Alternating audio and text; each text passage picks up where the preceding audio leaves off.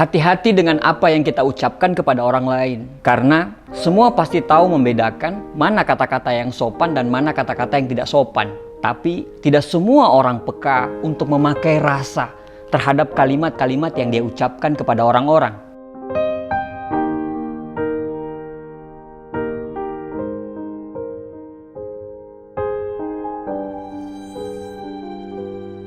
Misalnya, kamu bertanya kepada temanmu yang kebetulan kerja di toko, berapa gajimu sebulan kerja di toko itu? Temanmu menjawab, 1,5 juta rupiah. Terus, kamu menjawab lagi, cuman 1,5 juta rupiah? Sedikit sekali dia menghargai keringatmu. Apakah cukup 1,5 juta itu memenuhi semua kebutuhan hidupmu? Dan sejak saat itu, temanmu mulai membenci pekerjaannya, lalu dia meminta kenaikan gaji kepada pemilik toko, dan pemilik toko itu nggak setuju. Akhirnya, dia dipecat, dan sekarang dia jadi pengangguran. Di mana sumber masalahnya? Sumber masalahnya adalah omonganmu. Saat arisan, kamu bertanya kepada pemilik rumah, rumahmu ini apa nggak sempit? Bukannya anak-anakmu banyak ya?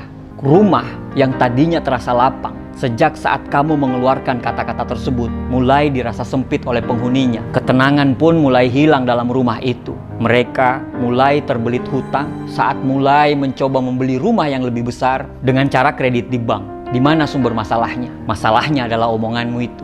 Ada saudara laki-laki bertanya pada kunjungan seminggu setelah adiknya melahirkan. Dia bertanya, hadiah apa yang sudah suamimu kasih terhadap kamu pada saat kamu melahirkan? Adik perempuannya menjawab, nggak ada. Loh, kok nggak ada? Kamu berhak loh untuk mendapat hadiah. Aku bahkan sering memberikan hadiah kepada istriku, walaupun tanpa alasan yang istimewa. Sejak siang itu, ketika suaminya pulang dari kantor, dia menemukan istrinya cemberut di rumah. Keduanya lalu terlibat pertengkaran, dan sebulan kemudian suami istri tersebut terjadi perceraian. Di mana sumber masalahnya? Masalahnya adalah kalimat sederhana yang diucapkan saudara laki-laki kepada adik perempuannya. Seseorang bertanya kepada seorang kakek tua, berapa kali anak kakek datang mengunjungi kakek dalam sebulan? Si kakek menjawab, sebulan sekali. Yang bertanya kembali menimpali, wah, keterlaluan sekali anak-anak itu. Seharusnya mereka mengunjungimu harusnya lebih sering. Dan saat itu hati kakek mulai menjadi sempit. Padahal tadinya dia amat rela terhadap anak-anaknya. Dia jadi lebih sering menangis dan kondisi kesehatannya menjadi menurun. Kira-kira apa untungnya mempertanyakan pertanyaan-pertanyaan di atas? Wajah yang kotor tidak akan pernah menyakiti seseorang, tapi lidah yang kotorlah yang bisa menyakiti hati seseorang. Maksudnya baik, tapi nggak sengaja menyakiti perasaan orang. Maksudnya mengingatkan, tapi justru merendahkan kehidupan orang.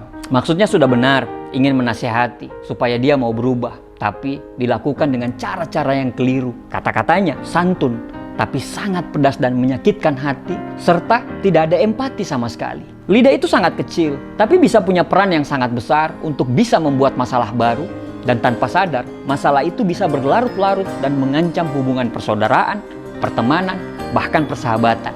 Ada ilustrasi menarik, kamu kehausan, kamu minta tolong untuk mengambilkan air mineral botol kepada temanmu. Temanmu mengambil dan melemparkan ke muka kamu. Kira-kira, kamu bakal marah atau tidak? Ya pasti bakal marah. Padahal, maksudnya baik dengan mengambilkan air mineral botol tersebut. Tapi, caranya yang salah, yaitu melemparkannya ke muka kamu. Sama saja dengan omongan, teman kamu butuh masukan. Kamu kasih masukan yang menyakitkan, pedas, tanpa melibatkan rasa sama sekali. Pengen akrab, tapi jadi basi dan menyakitin perasaan orang lain. Tanpa disadari, kadang niatnya mau melucu, tapi melecehkan dan mentertawakan fisik orang lain. Lucu sih, orang lain tertawa sih, tapi di atas ketersinggungan orang lain. Semua kata-kata yang keluar dari mulut kita, semua kata-kata yang kita tuliskan di media sosial, itu berasal dari apa yang kita pikirkan. Karena memang yang terjadi itu adalah pikiran dulu baru tindakan. Kata-kata yang baik selalu berasal dari pikiran yang baik. Begitu juga dengan kata-kata yang buruk, yang suka menyakiti hati orang lain. Itu pasti berasal dari pikiran yang buruk juga. Gak sadar, omongan kita bisa menyakitkan hati orang lain karena kita nggak mikir dulu, ini akan membuat dia tersinggung atau enggak, kata-kata ini bisa membuat dia sakit atau enggak, ini pantas gak diomongin atau enggak. Asal ceplos aja, nggak mikirin perasaan orang. Niat basa-basi saat pertama kali jumpa dengan teman lama, tapi jadinya basi beneran. Misalnya, hai Jeng, apa kabar? Gemukan ya sekarang. Hai, apa kabar? Udah lama nggak ketemu, kok belum punya anak sih? Akrab, tapi menyakitkan. Orang yang sering mengeluh, mengumpat, mencaci, merendahkan orang sangat bisa diprediksi isi kepalanya seperti apa. Tidak perlu kita mengkritisi masalah penghasilan keluarga mereka, tumbuh kembang anak mereka, merendahkan martabat pekerjaan mereka. Dan kita harus menjaga mulut kita saat berbicara tentang masalah-masalah pribadi kepada orang. Mungkin bagi kamu pendapat kamu benar, tapi belum tentu bagi orang lain. Mungkin bagi kamu benar, tapi mungkin bagi dia itu menghancurkan 1000 manusia, 1000 kehidupan, 1000 pikiran, 1000 hati, 1000 tindakan. Kita ini berbeda satu sama lain. Kita ini tidak sama. Berhentilah untuk menjadi hebat dengan memberikan solusi, tapi mengkerdilkan keluarga mereka. Jaga omongan kita. Lebih baik diam daripada berkata-kata, tapi hanya merendahkan martabat orang lain. Berusahalah untuk berpikir dahulu sebelum bicara. Jangan sampai kita berbicara tanpa melalui proses berpikir. Libatkanlah rasa dalam setiap omongan yang keluar dari mulut kita. Tidak usah menasihati orang yang belum punya anak bertahun-tahun dengan kalimat, "Kenapa belum punya anak?" Siapa sih suami istri yang gak pengen punya anak? Mereka mungkin sudah berusaha maksimal, tapi kalau Allah belum berkehendak, mereka bisa apa? Tidak usah menasihati orang untuk cepat punya pasangan. Kepada orang-orang yang sudah berusaha punya pasangan, tapi belum juga dapat pasangan, jangan berbicara bahagiamu di depan orang yang lagi bersedih. Jangan berbicara ayahmu di depan temanmu yang tidak punya ayah. Jangan berbicara ibumu di depan temanmu yang tidak punya ibu. Jangan berbicara anakmu di depan temanmu yang tidak punya anak. Jangan menceritakan mampumu di depan orang-orang yang tidak mampu. Jaga lidahmu, libatkanlah rasa. Karena omongan yang keluar dari mulut kita adalah ukuran seberapa dalam kita menjalani agama kita. Sebelum bicara, pikir apa yang kita bicarakan. Itu mengandung kebohongan atau enggak? Apa yang kita bicarakan, itu menolong orang lain atau tidak? Apa yang kita bicarakan, itu bisa memotivasi orang atau tidak? Apa yang kita bicarakan, itu perlu atau tidak? Apa yang kita bicarakan, itu bermanfaat atau tidak? Ingat, lebih baik punya kosakata yang sedikit, tapi saat kamu berbicara sangat bijak dan menghargai orang lain, daripada harus pintar bicara, tapi saat mengeluarkan pendapat atau kita bersuara, kita bisa membuat orang lain tersakiti dengan lisan kita. Jaga lisan kita dari pertanyaan-pertanyaan yang bisa mengkerdilkan keluarga orang lain.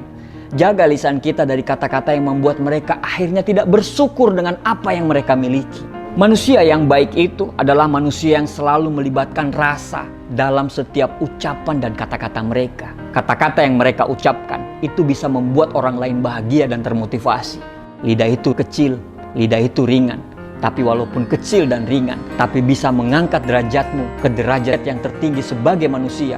Atau bahkan bisa menjatuhkan kamu ke derajat yang paling rendah sebagai seorang manusia. Pikirlah sebelum bicara, tapi kalau ragu untuk berbicara, maka diamlah.